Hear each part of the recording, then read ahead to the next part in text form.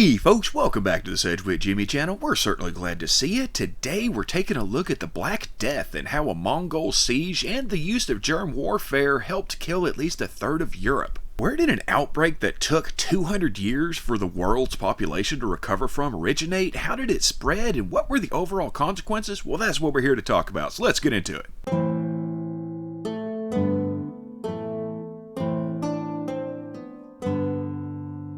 A common misconception with the Black Death is that it's only found in one form, when in fact it's three. All three, the bubonic, the septicemic, and the pneumonic, are caused by this guy, Yersinia pestis, the origin of plague.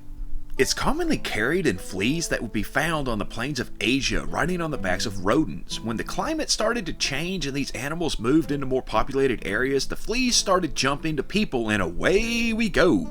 Also, keep in mind that plague wasn't new to the world. We found evidence of it as far back as over 5,000 years ago, with outbreaks here and there. As with during the plague of Justinian in the 6th and 7th centuries, where up to a quarter of the world's population died, so it wasn't some new kid on the block. China was hit hard in the 1300s, with an outbreak as well as war and famine tearing through the population. In the 1330s alone, nearly 25 million died in China, with the plague simply following along the Silk Road as well as being spread by the conquest of the Golden Horde.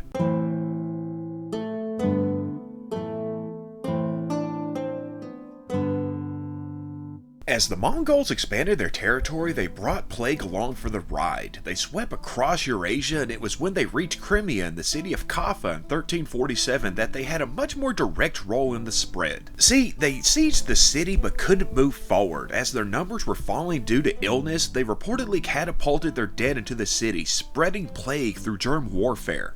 It was from here, a rather important port city, that a fleet of traders set forth on their ships to escape the siege, taking the plague with them to Italy and southern Europe. Many of the ships were found wrecked, everyone on board dead, others simply floating and waiting to be scavenged. And buddy, when they scavenged those ships, they got more than just goods. The plague began to move quickly through Italy and continued into France, Spain, and England before heading into the rest of the continent. Not even Iceland was spared. A few places were relatively untouched by the pandemic, primarily areas cut off from much outside interaction. After all, you can't catch a plague if you don't come into contact with it.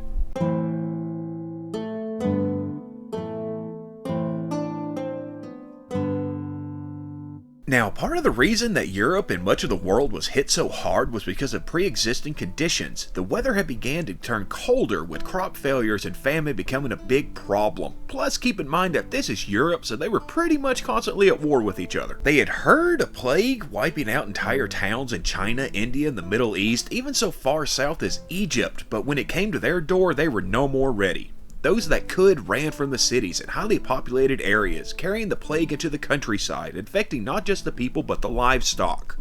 After the plague had burned through, there was actually a severe wool shortage due to the death of so many sheep.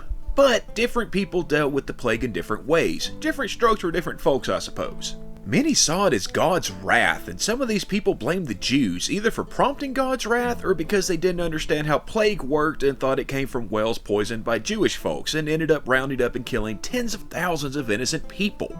You also had the emergence of the flagellants, people who would whip themselves in a form of repentance, who moved from town to town, preaching the world needed sanctification in order to deliver itself from the plague. And seeing as so many that had come into contact with the sick were also getting sick, many were abandoned to die as their loved ones fled and doctors refused to see them. And yes, this is where the plague doctor came in. They wore those fancy masks because they were filled with different herbs meant to ward off the plague and to cover the smells of so much death and rot.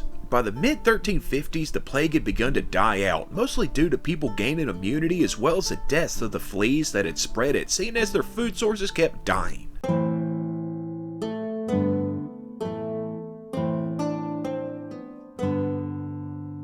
Well, after you lose at least a quarter and perhaps up to half the population, things are going to change. First off, where there had been a food shortage before, there was now an abundance, driving food costs down. And with fewer people to work, wages rose so much that the quality of life for the survivors was much better than it had been before. Quite a bit of land was now available to be purchased, and at lower prices, leading to many becoming landowners rather than serfs, and many considered the plague to be the main reason for the end of feudalism. with people making better money and quite a few heading into the cities to fill a plethora of job openings. Countries tried to pass laws freezing wages at pre-plague levels and not allowing people to move jobs. These were not really enforced, and in the cases where they were, it led to civil unrest and rebellion. It also caused more animals to be raised, seeing as it was easier and more cost-effective to raise livestock than farm grain. And add to this the fact that many countries outlawed importing grain, and we see meat become more of a food staple. All in all, life was much better for the survivors, but that didn't last because, hey, this was medieval Europe, but that's another video for another time. And that's just going to about do it for our quick look at the Black Death, where it came from, how it got to Europe, and what the consequences of it were afterwards. And if you liked it, why don't you give us a like? If you want to see more, give us a subscribe. If you have anything to add or any ideas for future episodes, why don't you head on down to the comments and let us know. We appreciate you being here and hope to see you here again in the future for more Sedgwick Jimmy. Come check it out.